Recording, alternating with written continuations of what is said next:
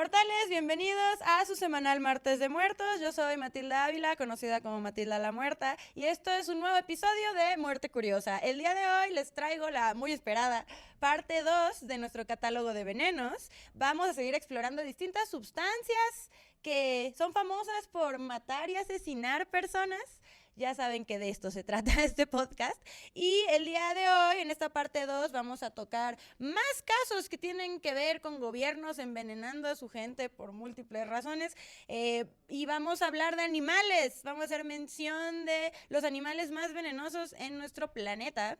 Y finalmente vamos a cerrar con una mención honorífica al veneno más famoso de todos, conocido como el rey de los venenos, y su participación en la historia. Y en este recuento vamos a mencionar unas participaciones inesperadas de personajes ilustres históricos y su participación en la evolución de este veneno. Así que espero que disfruten de esta segunda parte y vamos a darle.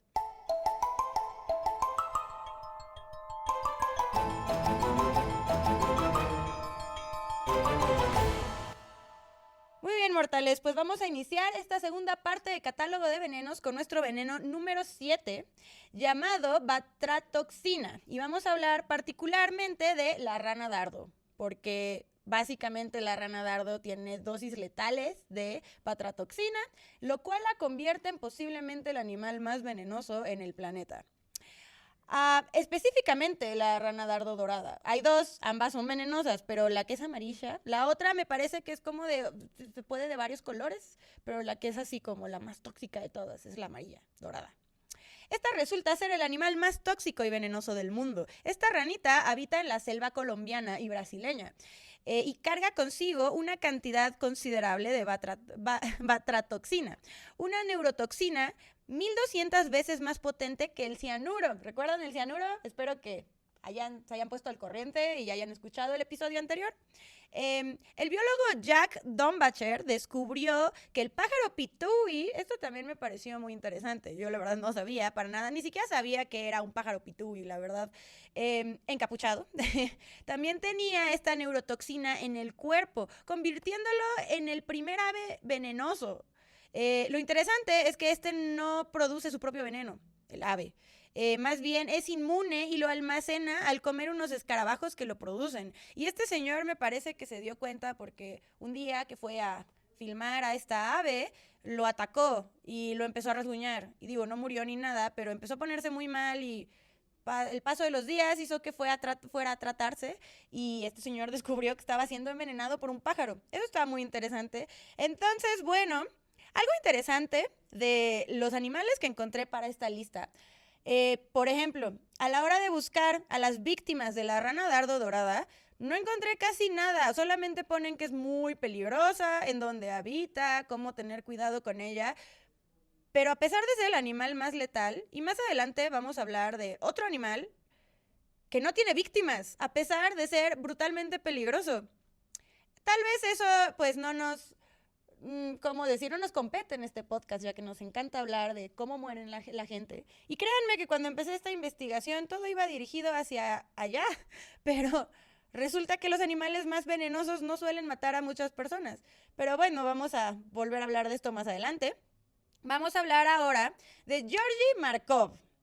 Tal vez tú no conozcas el nombre de Georgy Markov, pero más específicamente vamos a hablar del ricino, porque Georgy Markov fue víctima del envenenamiento por ricino, lo cual es muy original.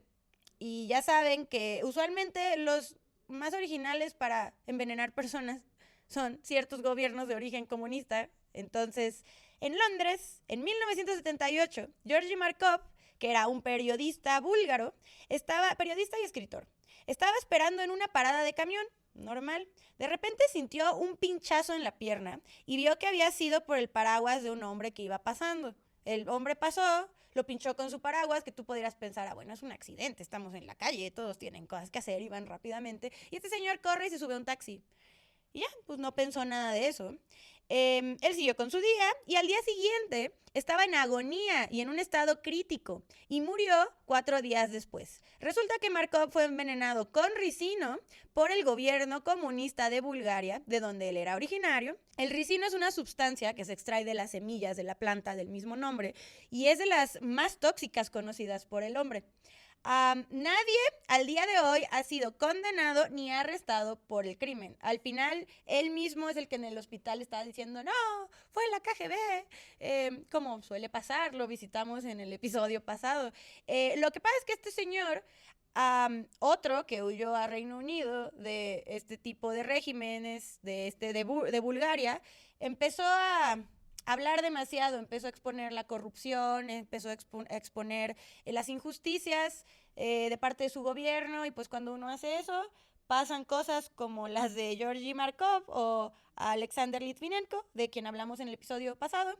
Entonces, bueno, quería hacer una mención al ricino y a esta situación, porque aparte, la réplica del paraguas, al parecer su herida parecía como un piquete de abeja. O sea, de verdad fue mínimo. Y aparte, el nivel de originalidad para mí fue como, a mí no se me hubiera ocurrido de a ver cómo envenenamos a este señor de una forma discreta. Ay, pues hay que envenenar un paraguas que en la punta tenga como una pequeña aguja y picarlo. Lo pensaron mucho y muy bien. Y en el Museo del Espionaje en Washington hay una réplica del posible paraguas. Eso también me parece locochón. ¿Cómo habrán llegado, o sea, cómo sacaron una réplica si nunca atraparon a la persona que lo hizo, mucho menos el paraguas, supongo? No sé, está interesante, me parece que tiene un 10 de originalidad. Y ahora sí, el animal más venenoso bueno, no animal, ese ya lo mencionamos, más bien la serpiente más venenosa. Tenía que buscarla, porque cuando se habla de venenos, eventualmente terminamos en el mundo de las serpientes. Y esta es la taipán occidental. La taipán occidental es nada más y nada menos que la que ocupa el primer lugar en el mundo como la serpiente más venenosa. Esta serpiente, de un aproximado de 2 metros de largo, la más larga, o sea, la más larga registrada me parece que fue de 2,5 metros. Se encuentra en Australia, como ya se lo podrán haber imaginado, todo lo que te mata reside en Australia, y casi nunca tiene contacto con los humanos, ya que vive muy lejos de ellos. Qué envidia, quisiera ser. La dosis letal 50 de la taipán occidental es de 0,025 miligramos por kilogramo, la más tóxica de todos los venenos de las serpientes. Y a pesar de esto, no se ha registrado una sola muerte causada por la serpiente taipán occidental. O sea, al parecer son unas serpientes muy dóciles, solamente atacan cuando son dóciles, son tímidas, viven en partes de la sabana australiana que están muy alejadas de cualquier comunidad, entonces realmente es raro tener encuentro con una. Las únicas personas que han sido atacadas por ellas, que se sabe, pues, han sido como múltiples biólogos que trabajan con ellas o que las exhiben de alguna manera, y a la hora de manejar a la serpiente las hicieron enojar en algún momento y los mordieron, pero estas personas pues tienen acceso inmediato al antídoto, ¿no?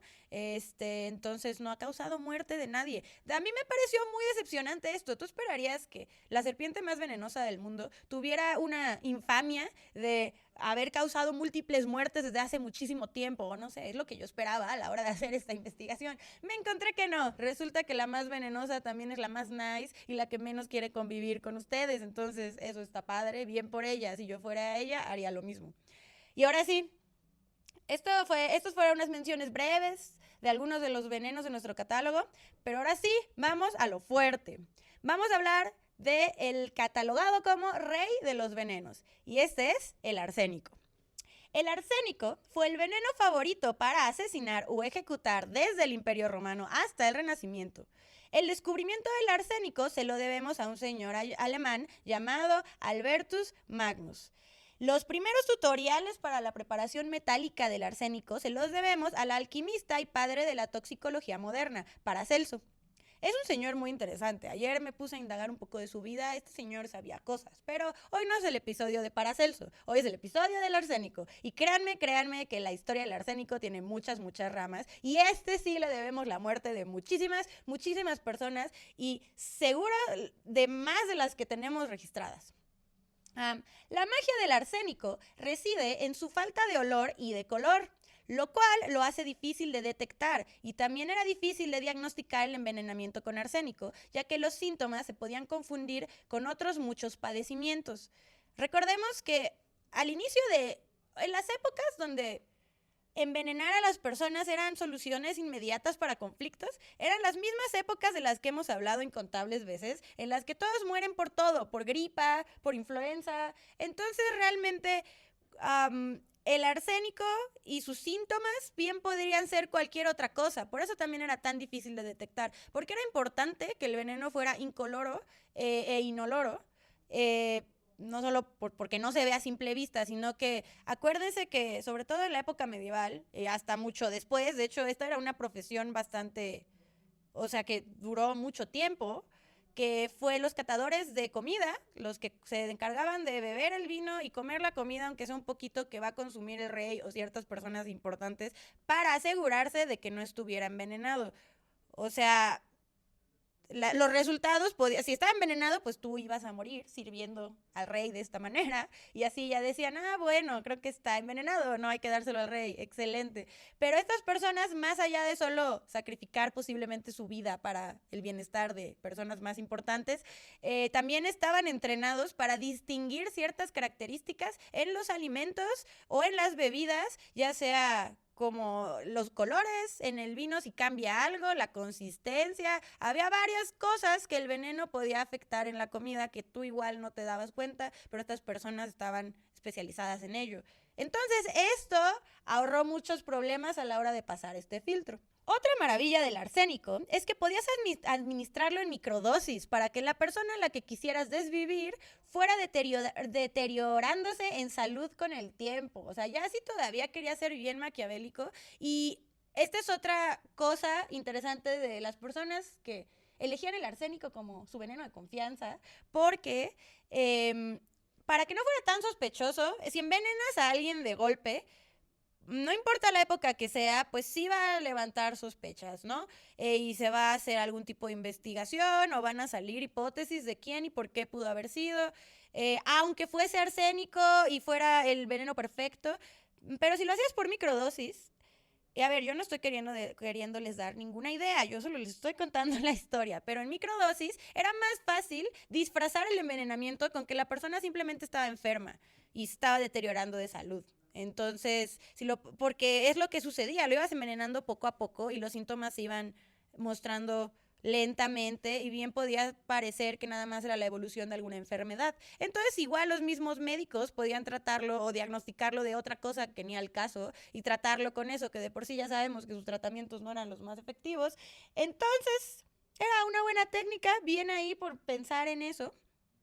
Entre los principales sospechosos de ser envenenadores seriales durante el Renacimiento se encontraba la familia Borgia, pero más específicamente Lucrecia Borgia.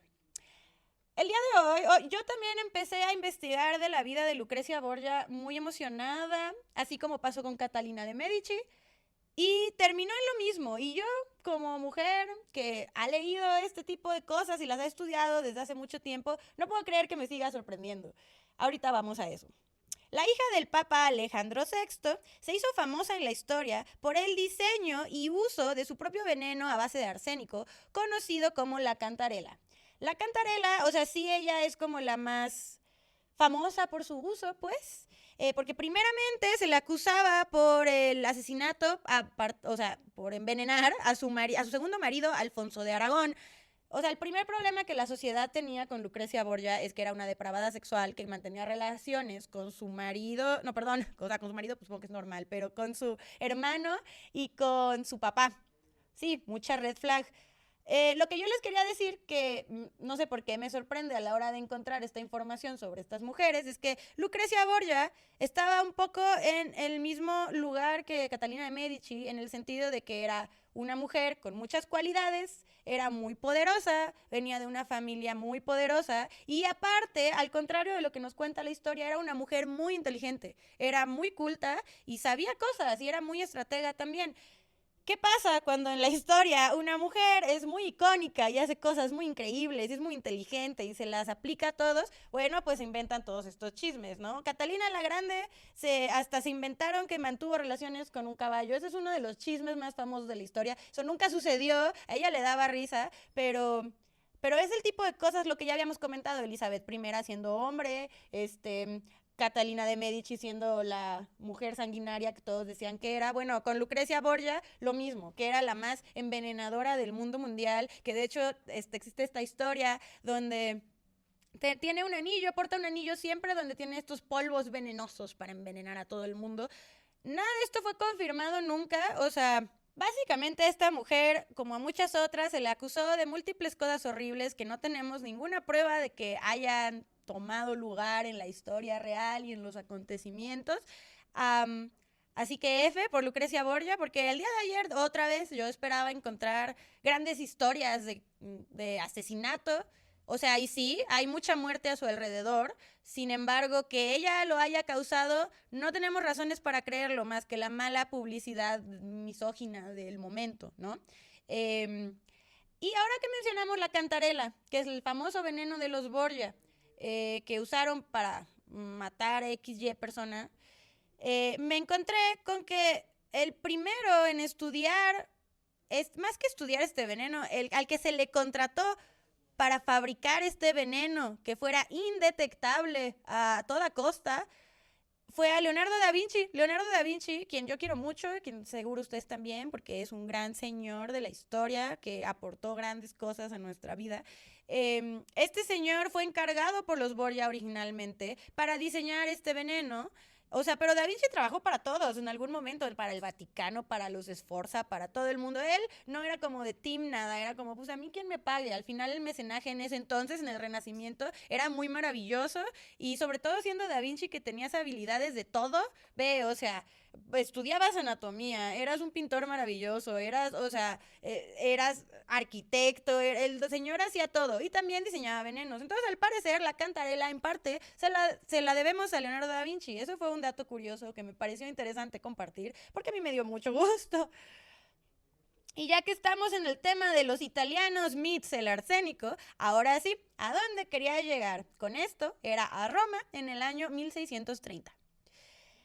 El protagonista sigue siendo el arsénico, pero ahora viene acompañado de una icónica mujer. Aquí nos encanta hablar de mujeres icónicas y seguirá pasando, ¿ok? Y de hombres icónicos también. La verdad es que hubo gente muy padre en la vida y ahorita creo que escasea un poco ese tipo de personajes. Pero bueno, cuyos servicios agradecemos enormemente al día de hoy, o por lo menos yo, cuyo nombre es Giulia Tofana. Todo el mundo ha hablado de Giulia Tofana. Mucho antes de que yo iniciara Muerte Curiosa, todos mis creadores de contenido favoritos han hecho videos sobre Giulia Tofana y de lo que vamos a hablar ahora, que es el Aqua Tofana. Y una vez más, como el tema de la peste. ¿Quién no ha hablado de la peste? Sin embargo, denme la libertad de poder hacer mi propia versión. Es lo que estoy intentando hacer ahora. Lo triste de esta historia es que, por desgracia, no hay manera de corroborar que haya sido 100% real. Otra cosa que me puso muy triste, lo cual rompió mi corazón en cuanto me enteré de esto, pero es mi podcast, entonces podemos elegir creer que sí pasó, porque es una historia muy maravillosa. Giulia Tofana era una mujer nacida en Sicilia que trabajó mayor parte de su vida en Palermo, a quien se le atribuye la creación de la famosa Aqua Tofana, un veneno a base de arsénico que es incoloro, indoloro e indetectable, incluso en una autopsia post-mortem. Esto era aún más poderoso porque, digo, en el Renacimiento, o sea, a ver, en el siglo XVII no contaban con la tecnología que contamos el día de hoy para detectar ciertas cosas en el cuerpo, pero aún así había maneras de identificar que la persona había sido envenenada. Y esta mujer lo que hizo, no se sabe exactamente qué era lo que tenía el Aqua Tofana, más que era a base de arsénico, pero tenía otras cosas que lo hacían justo detectable incluso en las autopsias. Esto era importante porque si tú envenenabas a alguien y tú pon tú que por tu situación familiar o social eras un sospechoso directo, o sea, serías la primera persona en la que pensarían que pudo haber envenenado a este alguien. Entonces tú te puedes limpiar las manos diciendo, no, qué horror, murió esta persona que claramente yo no envenené. Y para demostrárselo les voy a pedir yo que por favor hagan una autopsia porque yo necesito saber qué pasó, ¿no? Entonces te podías hacer el sueco, mandarles a hacer una autopsia y eso ya quitaba como que pues, ciertas sospechas, ¿no? Y como no encontraban nada en la autopsia, entonces no automáticamente pensaban en veneno y ya saltaban a otras conclusiones. Confundía mucho a los forenses de la época, pues. A pesar de que no se ha podido corroborar la existencia de la aquatofana, aquí es cuando vamos a mencionar a otra persona que según yo no tenía absolutamente nada que ver con esto, pero pues apareció en la investigación. Mozart, en sus momentos más alucines, o sea, antes de morir, si recordamos Mozart, a pesar de haber sido el child celebrity de su época y haber, bueno, aparte de que era un prodigio y lo que quieran, vivió una vida de rockstar de su época y murió como rockstar, ¿no? En la soledad del alcoholismo y la drogadicción. Entonces, mi amigo Mozart, pues sí, no estaba en su mejor estado mental a la hora de morir. De hecho, sí, no se sabe dónde está el cadáver de Mozart. O sea, Mozart murió, después de vivir toda esta opulente vida, murió en la desgracia y pobreza absoluta. Su cadáver terminó en una fosa común. Entonces, real, no tenemos idea de qué carajos pasó con los restos de Mozart. Nunca lo sabremos, solo vivirá en nuestras memorias.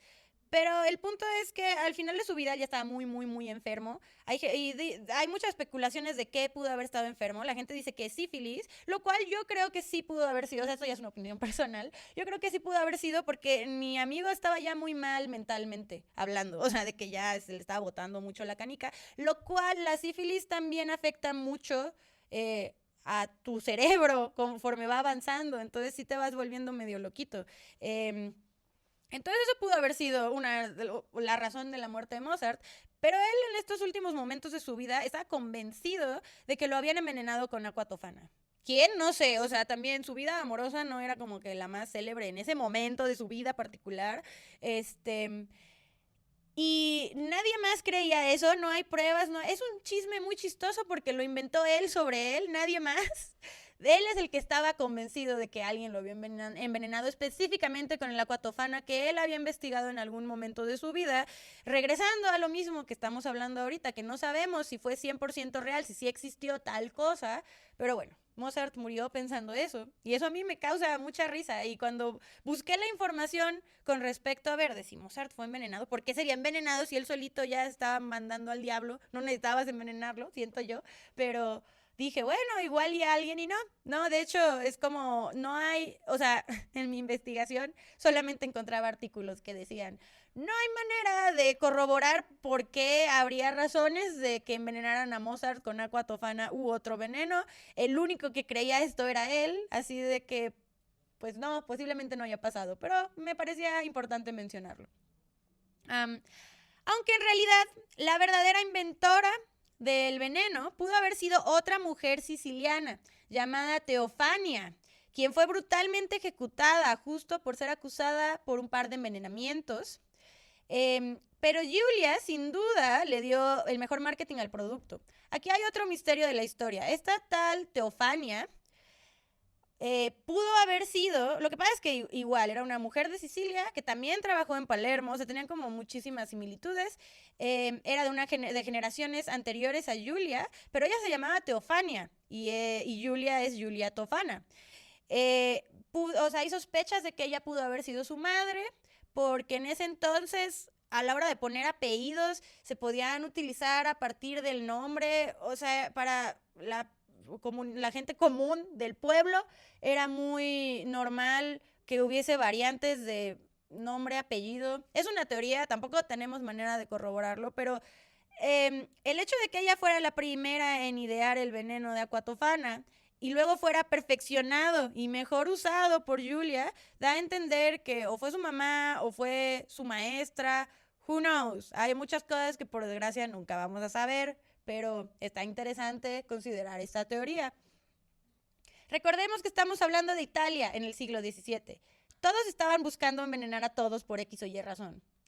Es algo muy bello de la cultura italiana. ¿Recuerdan nuestra colección de episodios de los emperadores romanos? También ahí el tema de la historia del Imperio Romano es que todos buscaban matar a todos en cualquier momento, la menor provocación. Pues esto continuó hasta el siglo XVII, incluso más adelante. Pero entre las razones para matar a alguien se encuentra el clásico de ayer y hoy: el marido abusivo o el marido viejo y rico.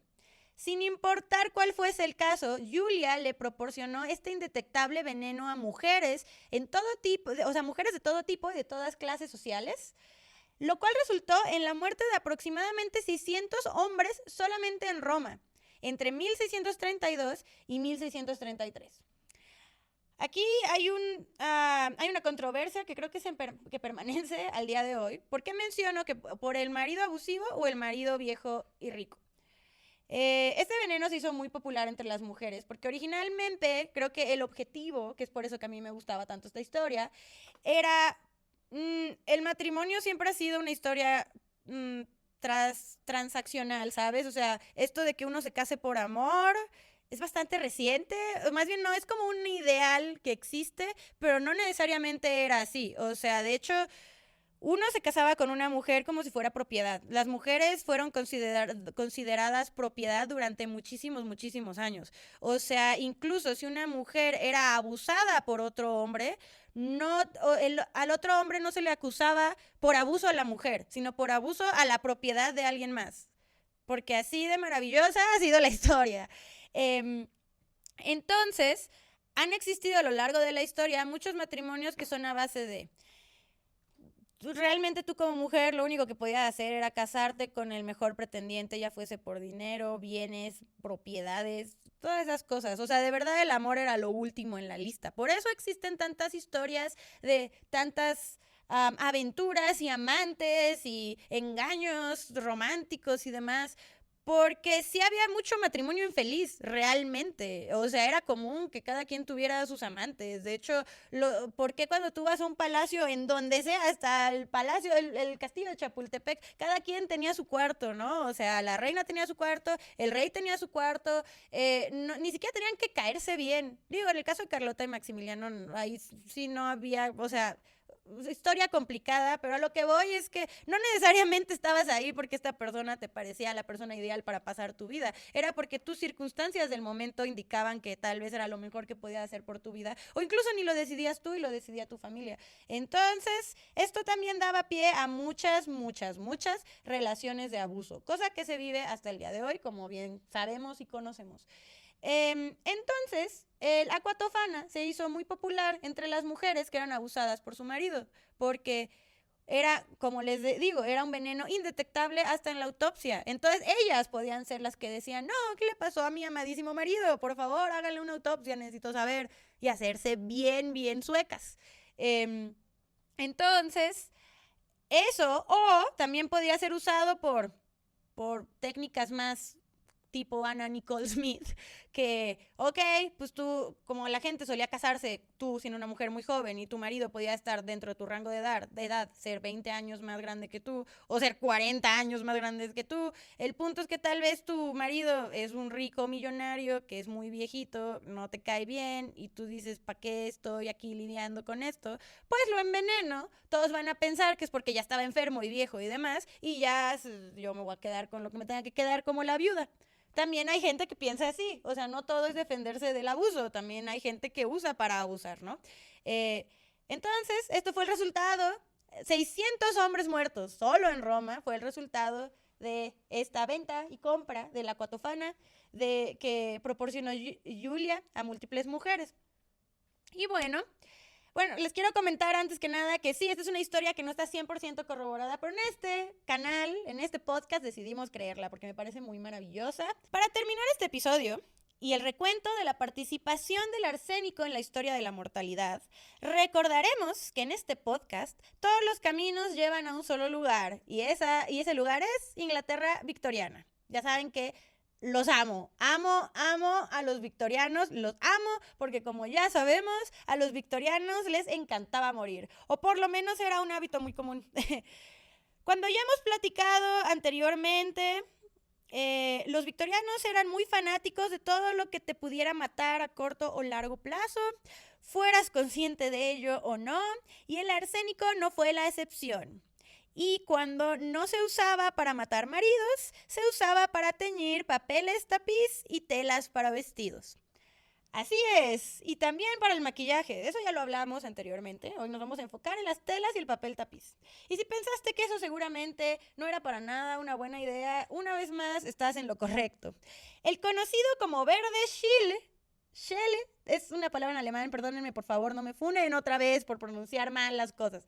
Y el verde esmeralda brillante se volvieron colores muy populares en la época victoriana. ¿Y cómo podíamos lograr estos colores en la ropa y en la decoración? Pues tiñéndolos con pigmentos a base de arsénico. O sea, algo que me parece importante mencionar es que auténticamente se sabía que el arsénico era tóxico, tanto para el uso de cremas, maquillaje, como para teñir vestidos, telas y paredes.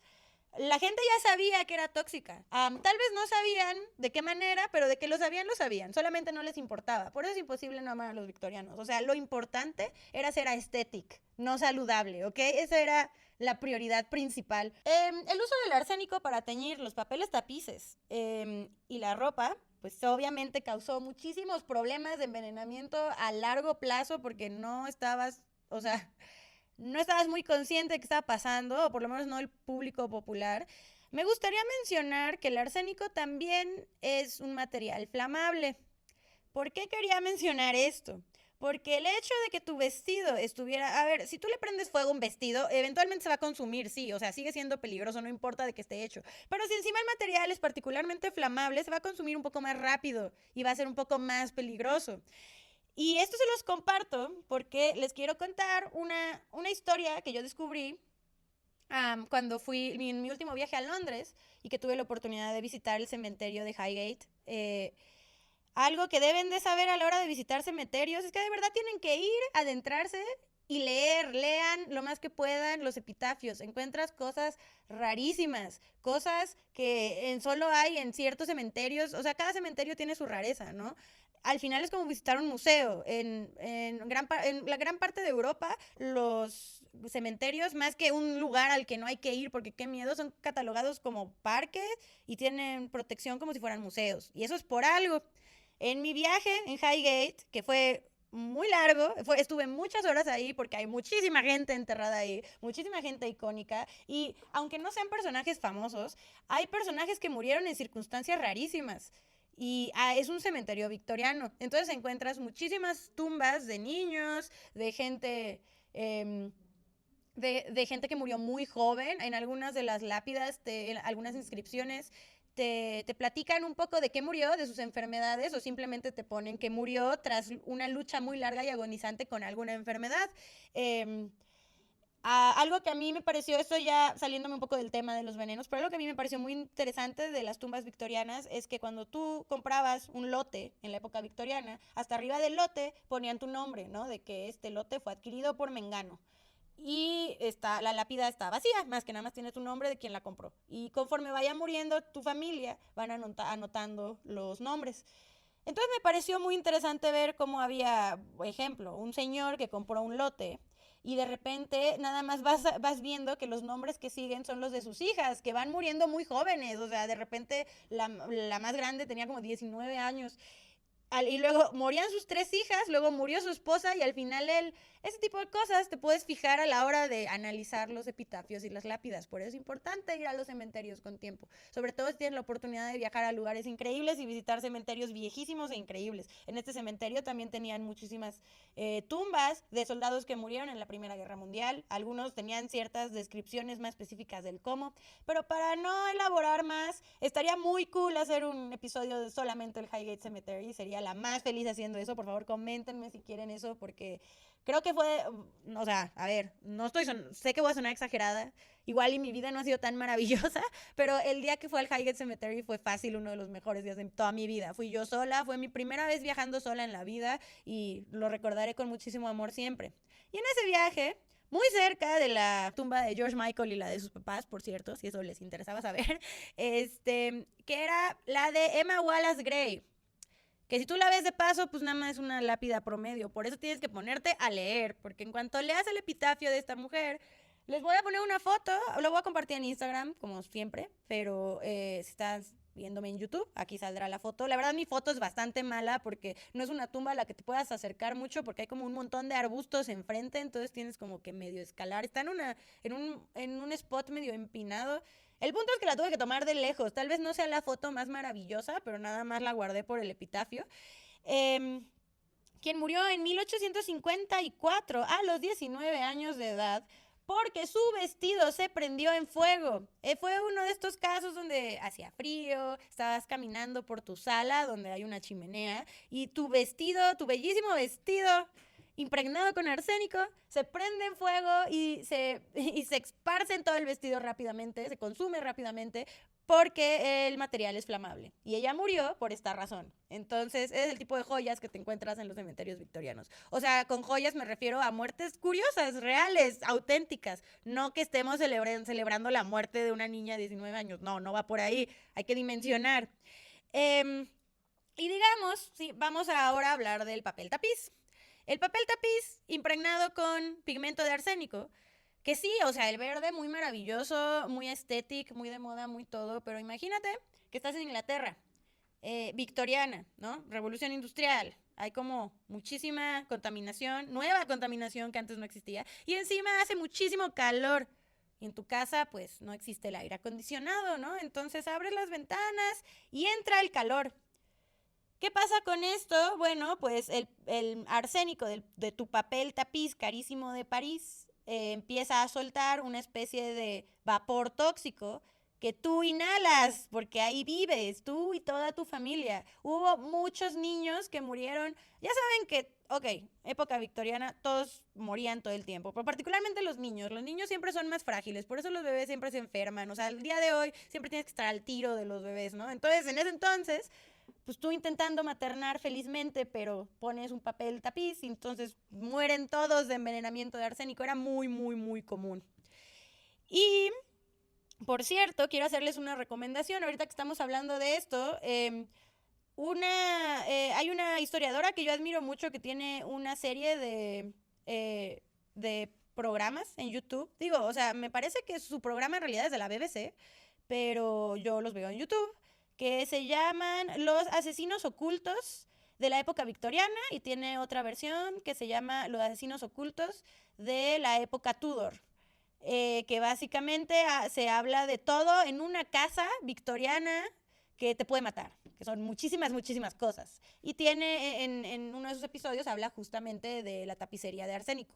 Si tienen chance y curiosidad, búsquenlo así tal cual. En inglés está como The Hidden Killers of the Victorian Home, algo así.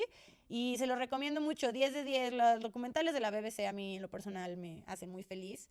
Y pues con esto, la verdad el arsénico es también un tema muy fascinante. Más que el arsénico en sí, digo, supongo que químicamente sí, pero yo no soy química. De un punto de vista más de estudio histórico y su uso como veneno y su uso en todos esos productos es bastante, bastante fascinante. Si me estás viendo en YouTube, compartí algunas caricaturas de periódicos que se hicieron a base de la muerte común por envenenamiento de arsénico. También se los voy a compartir en Instagram, como siempre, para que no se lo pierdan.